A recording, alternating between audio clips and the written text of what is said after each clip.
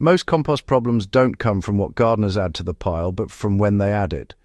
One material in particular causes stalled piles, foul smells, nutrient loss, and weak finish compost when it's mixed too early. Ironically, it's also one of the most valuable materials you can compost if you handle it at the right stage. Understanding this timing mistake is one of the fastest ways to improve compost quality without adding anything new. Fresh nitrogen-heavy material should never be mixed too early. The compost material that causes the most trouble when added too soon is fresh, high nitrogen input. This includes green grass clippings, fresh kitchen scraps, manure that hasn't aged, and lush green plant matter.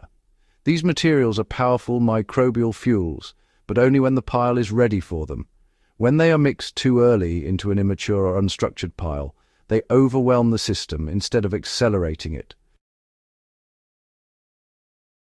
Early-stage compost lacks the microbial diversity, carbon buffering, and physical structure needed to process intense nitrogen. When fresh nitrogen is added at the wrong time, microbes consume it too quickly. Oxygen drops, moisture spikes, and the pile slips into anaerobic conditions. This is why many piles smell bad within days, even though the ingredient list looks correct. Early mixing causes nitrogen loss instead of nitrogen capture. Nitrogen is meant to be locked into microbial bodies and eventually converted into stable humus. When mixed too early, nitrogen volatilizes as ammonia gas long before microbes can bind it. This loss is invisible, but it dramatically weakens the finished compost. Gardeners often respond by adding more green material, which honestly just compounds the problem instead of fixing it. In a properly staged pile, carbon-rich material acts as a sponge that absorbs nitrogen and releases it slowly. Without that buffer, nitrogen burns off rapidly. This is why piles heavy in fresh greens heat up violently, smell sharp, and cool down fast without finishing. Fresh greens collapse structure when added before a base forms. Compost needs structure as much as chemistry. Early piles should be airy, layered, and resilient. Fresh nitrogen-heavy material is soft, wet, and collapses easily. When mixed too early, it compacts the pile and squeezes out oxygen. Even if the carbon-to-nitrogen ratio looks correct on paper, the physical structure fails. Once oxygen drops, aerobic microbes die back and anaerobic organisms take over. Decomposition slows, odors appear, and beneficial fungi never establish. This is why some piles turn slimy or sour despite being balanced. Microbial populations behave differently depending on pile maturity. In the early phase, microbes are, sparse and fragile. As the compost moves into the mid-phase, those populations become dense, diverse, and much more capable of handling intense inputs. Fresh nitrogen, interestingly enough, belongs in the mid-phase, not right at the beginning. When nitrogen is added later, it actually feeds an already established microbial network. Instead of burning out, those microbes multiply and stabilize the pile. Heat rises steadily instead of spiking. Decomposition accelerates rather than crashing. The same material, believe it or not, produces opposite outcomes purely based on timing. The correct way to handle fresh nitrogen early on is separation, not blending.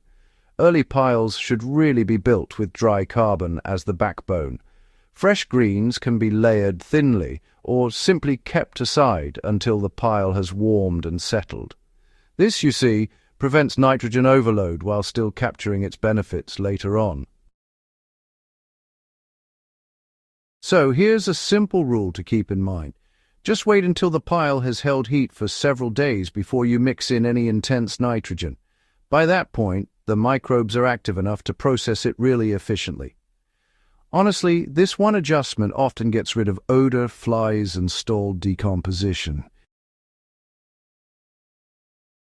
It might feel a bit counterintuitive, but delaying fresh nitrogen actually leads to faster compost most of the time.